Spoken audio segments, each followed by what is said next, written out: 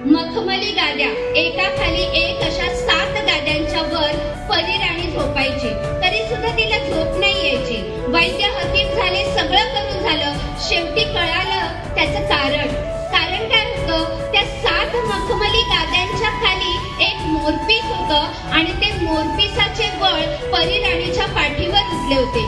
इतकं नाजूक साजूक मुलीने असावं हे आपण लहानपणापासून मुलींना सांगत असतो.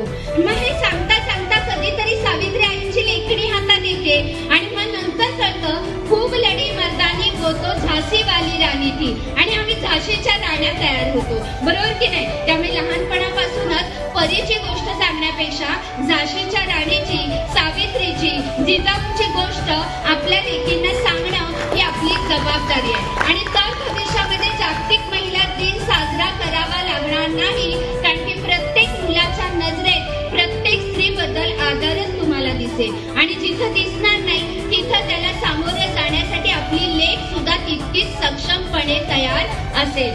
त्यामुळे फक्त